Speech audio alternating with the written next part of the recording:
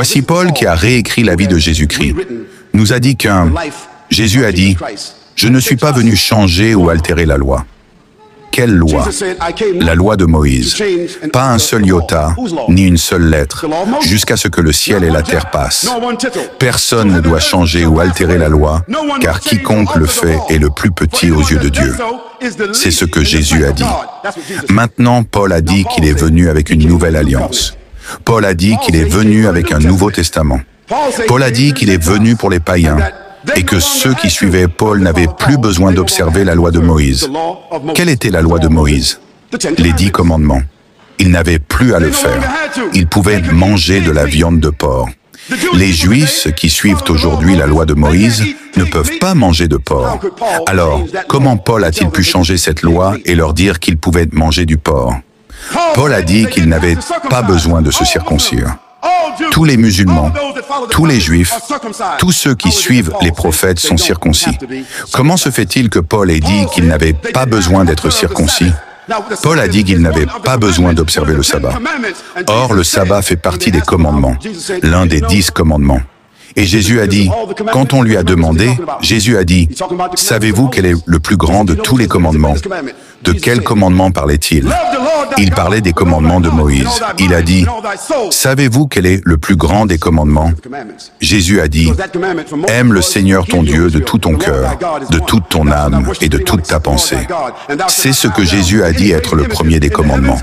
Car ce commandement de Moïse était, « Écoute, Israël, la loi de ton Dieu est une, et tu ne dois adorer personne d'autre que la loi de ton Dieu. Et tu ne te prosterneras devant aucune image taillée dans les cieux, sur la terre ou dans la mer en bas. Car la loi de ton Dieu est un Dieu jaloux, et tu ne dois adorer aucun autre Dieu avec lui. » C'était le premier des commandements. Mais Paul a dit que nous n'avions pas besoin d'observer ce commandement. Et c'est à travers les épîtres de Paul que Constantin, plus tard, 300 ans après, a décidé de réconcilier ce nouveau Jésus au concile de Nicée. Pour être précis, en l'an 354, c'est Constantin qui a réconcilié le Jésus de Paul avec le Jésus historique et a décidé qu'il suivrait le Jésus de Paul et tuerait tous les autres. C'est là que la Trinité était née. C'est là que le Dieu incarné était né. C'est là que l'idée de l'expiation était née. C'est là que l'idée que Jésus-Christ a été crucifié, mort et enterré pendant 3 jours, puis est revenu, est né. C'est là que l'idée de Jésus étant Dieu est née, car Constantin a accepté cette idée.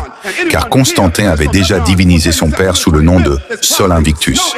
Et c'est ainsi que le 25 décembre est devenu le jour de la naissance de Jésus, bien que Jésus n'ait pas pu naître le 25 décembre, car cela aurait été l'hiver au Liban. Et quiconque ici venant du Liban vous dira que le 25 décembre, il y a probablement de la neige au sol. Alors, pourquoi aurait-il eu un bébé dans une crèche alors qu'il y a de la neige au sol? Mais c'était la date de Sol Invictus. Et c'est à ce moment-là qu'ils ont changé le sabbat du samedi, de Yomul Sabt. Yomul Sabt. Tous les Arabes dans cette salle connaissent Yomul Sabt, le sabbat et le samedi. Alors, comment le jour de culte pour les chrétiens est-il devenu le dimanche? Parce que c'était le jour du culte du soleil. Et c'était le jour où Constantin adorait. Et c'est là qu'ils ont pris le nom de Jésus et changé le sabbat en dimanche. Et lundi, jour de la lune. Et mardi, terre, un autre Dieu. Mercredi, un autre Dieu. Et jeudi, un autre Dieu. Et vendredi, un autre Dieu. Tous les dieux des Romains et des Grecs. Qu'est-ce que cela avait à voir avec Jésus-Christ? Absolument rien. Ainsi, une nouvelle alliance est née à travers Paul, avec la collaboration et la documentation officielle de Constantin, qui a ensuite désigné un évêque officiel de Rome. Cet évêque de Rome est devenu le pontife officiel de l'Église catholique. Et c'est pourquoi, aujourd'hui, le pape est appelé le pontife. Il est appelé l'ombre de Dieu sur terre. L'ombre de qui? De quel Dieu? Le Dieu de Paul, le Dieu de Constantin, certainement pas le Dieu de Jésus.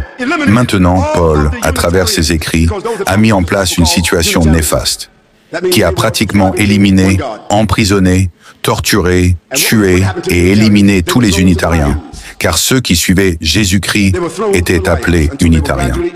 Cela signifie qu'ils adhéraient à un seul Dieu. Et qu'est-il arrivé aux unitariens? Ils ont été jetés au lion. Ils ont été jetés au lion jusqu'à ce qu'il soit progressivement éliminé. Puis Constantin a fait du christianisme la religion officielle. Pourquoi ? Parce qu'il a fait une distinction entre les Nazaréens et les chrétiens. Si vous étiez chrétien, vous étiez cool. Si vous étiez chrétien, vous étiez officiel. Si vous étiez chrétien, vous pouviez être assimilé. Si vous étiez chrétien, vous étiez constantinisé. Si vous étiez acceptable, si vous acceptiez la doctrine de Paul, alors vous deveniez chrétien. Et chrétien est alors devenu l'antithèse des Nazaréens. C'est aussi devenu l'antithèse de la vie et du message de Jésus historique.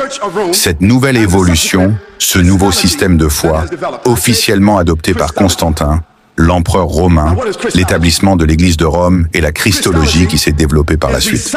J'ai dit Christologie. Qu'est-ce que la Christologie ? La Christologie est la systématisation scientifique, dramatique et mythologique qui remplace le Jésus historique. Voilà ce qu'est la Christologie. Parce que si nous voulons aimer et suivre le Christ, nous devons suivre le vrai Christ. Nous devons suivre, trouver et adhérer au Christ historique. La question est de savoir qui est prêt à suivre le Christ historique. Et même après avoir reçu l'information, certains d'entre vous sont en colère en ce moment. Si vous aviez des pierres, vous me lapideriez probablement maintenant. Certains d'entre vous voudraient peut-être m'inviter dehors pour me battre. Vous voudriez peut-être vous lever là où vous êtes et dire « Tu es un menteur. Je ne me soucie pas de ce que tu dis. Jésus est Dieu. » Et vous continuerez à dire cela parce que le changement est difficile.